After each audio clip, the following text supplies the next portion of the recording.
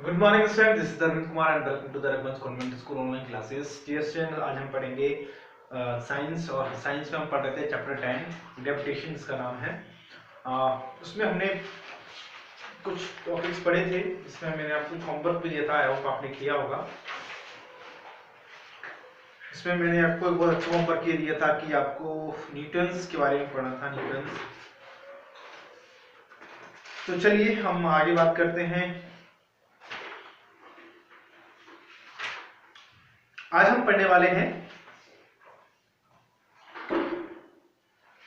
अब इससे पहले हमने यूनिवर्सल लॉ ऑफ ग्रेविटेशन पढ़ा था। मतलब ये यूनिवर्सल लॉ ऑफ ग्रेविटेशन क्या होता है, इसको थोड़ा सा डेरिवेशन भी है, ठीक है, जिसको मैंने आपको होमवर्क में दिया था। तो अब हम इससे आगे बात करेंगे। इसको आप ऐसे समझिए यूनिवर्सल लॉ ऑफ ग्रेविटेशन को कि अगर दो क्या है, इनको क्या बोलेंगे, मास के ऑब्जेक्ट हैं, है ना, m मास के, इनको हमने ऑब्जेक्ट ए और बी नाम दे दिया, ठीक है। उनका जो मास है वो कैपिटल M और स्मॉल m है, उनकी जो डिस्टेंस है वो स्मॉल d है, ठीक है। तो उनमें लगने वाला फोर्स क्या होगा, F equals to G, capital G, ठीक है। और दोनों जो मास है कैपिटल M और स्मॉल m, और उनका होलो फॉर्म में आएगा d स्क्वायर, जो कि डिस्टेंस है उसका स्क्वायर, ठीक है। तो ये यूनिवर्सल लॉ ऑफ ग्रेविटेशन था। इस पे कुछ डेरिवेशन भी है यहाँ पे, ठीक है। अब हम पढ़ने वाले importance of the universal law of gravitation. इसकी इंपोर्टेंस क्या है? Universal law of gravitational successfully explores several phenomena which were believed to the inconscient, the force that binds us to the earth. ये हमको जमीन से बांधे रखता है, अर्थ से बांधे रखता है। The motion of the moon around the earth, हमारे आसपास जो चंद्रमा है वो चक्कर लगाता है। The motion of planets around the sun, and जो सारे प्लैनेट्स हैं वो सन के चारों ओर घूमते हैं, ठीक है। The tilts due to the moon and the sun. Free fall क्या होता है? फ्री फॉल मतलब ऊपर से नीचे गिरना है, ऐसे कि हमने न्यूटन की स्टोरी पढ़ा था, उसके ऊपर जो सेब गिरा था फ्री फॉल था, ठीक है। We have learned that the earth attracts objects towards it is due to the gravitational force, where objects fall towards the earth under the force around the say that the objects are the free fall. In there any change in the velocity of falling object, while changing there is no change in the direction of the motion of the object, but due to the earth's effect there will be a change in the magnitude or the velocity. मतलब ये कि अगर कोई अगर ये object है और यहाँ पे ही है, तो इस पर कोई फोर्स नहीं लग रहा है, सिर्फ इसके ऊपर एक ही फोर्स लग रहा है, वो है ग्रेविटेशनल फोर्स, जो कि इसको नीचे तरफ खींच रहा है, ठीक है। तो उसका एक डेरिवेशन जो यहाँ पे आपको मिल जाएगा, जो कि कोई काम का नहीं है, ठीक है। हम आगे पढ़ेंगे इसको। To calculate the value of G, हाँ, जी की वैल्यू कैसे कैलकुलेट करनी है वो थोड़ा सा देख लेते हैं, थोड़ा अच्छा है, जो आपको आगे काम आएगा, ठीक है। तो जी की वैल्यू कैलकुलेट कैसे करनी है, इसको छोड़िए आप, ठीक है। आप इसको याद रखिए, जो स्मॉल जी होता है, जो ग्रेविटेशनल फोर्स जो लगता है, वो कितना लगता है, 9.8 मीटर पर सेकेंड स्क्वायर, ठीक है। कितना? स्मॉल जी की वैल्यू कितनी होती है? 9.8 मीटर सेकेंड स्क्वायर, मीटर पर सेकेंड स्क्वायर, ठीक है। ये याद रखिएगा, यूनिट इसकी जरूर याद रखिएगा, है ना। -2 है ना, उसको बोलेंगे पर second square. Motions of object under the influence of gravitational force on the earth. कुछ नहीं है, इसके ऊपर सिंपल से डेरिवेशन है। अब एक कुछ काम की चीज निकल के आती है, वो हमारे पास वेट और मास। वेट क्या होता है और मास क्या होता है? वेट आपने कभी सुना होगा और मास भी आपने बहुत बारी सुना होगा, ठीक है। तो वेट क्या होता है वो थोड़ा सा हम देखेंगे यहाँ पे। We have learned the previous chapter that the mass of the object is measured of its inertia, we have also learned that the greater than mass, मतलब ये कि जो मोमेंट ऑफ इनर्शिया है ना, मोमेंट ऑफ इनर्शिया इसको बोलेंगे, inertia ही बोलेंगे इसको। इनर्शिया जो है ना वो क्या होता है, उसका मास होता है किसी ऑब्जेक्ट का, the greater is the inertia, it's remains the same whether the object is one of the earth, the moon or even in outer space, thus the mass of the object is constant and does not change for close to place. weight क्या होता है, v also that the earth attracts every object on a certain force and these force depend on the mass.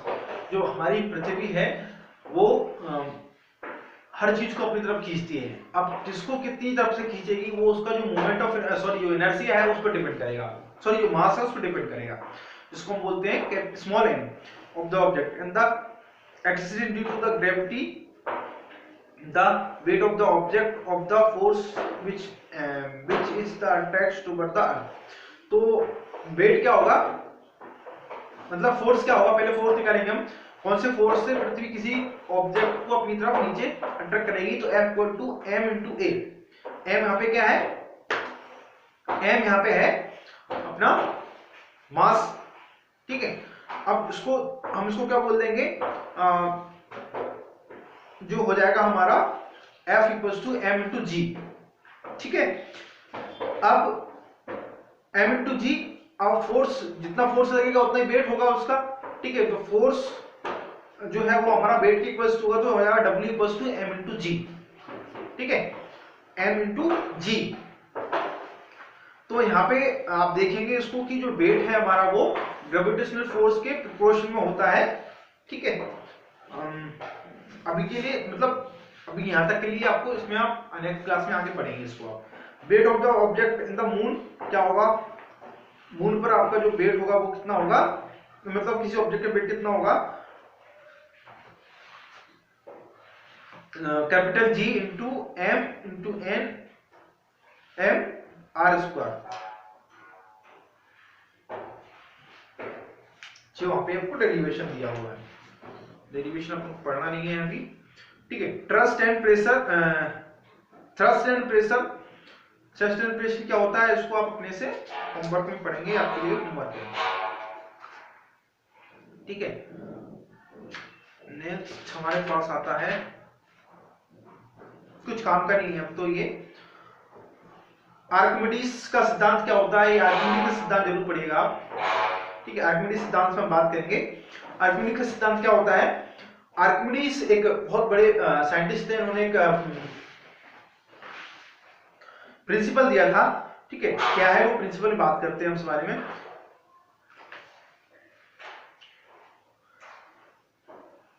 We know that the elongation produce the string and the spring balance is due to the weight of the stone, since the extensions decrease one of stone in lowered is better that the mark। Simple सी बात है, कुछ नहीं है। क्या होता है कि आप यहाँ पे देखिए, जो एक बाल्टी है, ठीक है, उस बाल्टी में आपने एक पत्थर, उसको पानी भरा उस बाल्टी में, और उस बाल्टी में एक पत्थर एक धागे की सहायता से आपने डुबाया, ठीक है। तो आप देखते हैं कि जो पत्थर है जब आप उसको डुबाते हैं तो उसी अकॉर्डिंग वो पानी है वो उसके ऊपर, उसकी जो सतह है उसके ऊपर उठने लगता है, ठीक है। ये एक आर्किमिडीज का सिद्धांत है, ठीक है, जिसमें आप जितनी बड़ी मतलब जितना वेट वाला कुछ भी डालोगे उतना वो ऊपर उठ जाएगा। आपने छोटा पत्थर डाला कम उठेगा, ज्यादा बड़ा पत्थर डालोगे तो ज्यादा उठेगा। What is the magnitude of the beyond the experience, इसके लिए थोड़ा सा एक डेरिवेशन नहीं, डेरिवेशन तो इसके लिए नहीं है, ठीक है। आर्किमिडीज एक जो ग्रीक साइंटिस्ट थे, और he discovered the principle subsequently named after him after knocking at the water in the bath tube overflowed. When he stopped into it, he ran through the streets shooting auricle, which means eye, have got it, sorry eureka है वो, eureka which means I have got it. This knowledge help him to determine the purity of the gold is known the crown made of the king. His work in the field of geometry and mechanics made him famous. His understanding of levers, pulleys, wheels and axle helped the Greek army in his war with Roman army. ये इनका एक बहुत बड़ा story है, उसके बारे में आप अपने से पढ़ सकते हैं, ठीक है। रिलेटिव डायनेस्टी क्या है, रिलेटिव डायनेस्टी इसके लिए आप अपने से पढ़ेंगे, आपके लिए होमवर्क है। रिलेटिव डायनेस्टी क्या होता है, रिलेटिव डेंसिटी क्या होती है, डेंसिटी ऑफ सब्सटेंस और डेंसिटी ऑफ वाटर, ये आपकी इन दोनों का जो रेशियो होता है वो रिलेटिव डेंसिटी होता है, ठीक है। इसको आप अपने से पढ़ेंगे। तो ये चैप्टर मतलब ये है कि इस चैप्टर को आपको अपने से थोड़ा सा रीडिंग करनी होगी, तभी आपको ये चैप्टर क्लियर हो पाएगा, क्योंकि उसमें डेरिवेशन ज्यादा है, ठीक है, और वैसा कुछ बताने वाली चीज है नहीं। कुछ चीजें आपको जो पढ़नी है वो ये है कि आर्किमिडीज का प्रिंसिपल जो आपको पढ़ना है अपने से बहुत अच्छे से, ठीक है। दूसरी चीज ये है कि आपको जो पढ़ना है वेट और मास के बारे में थोड़ा सा पढ़ सकते हैं आप, ठीक है, और जो है वो ग्रेविटेशन के फोर्स के बारे में पढ़ सकते हैं, बस ये 40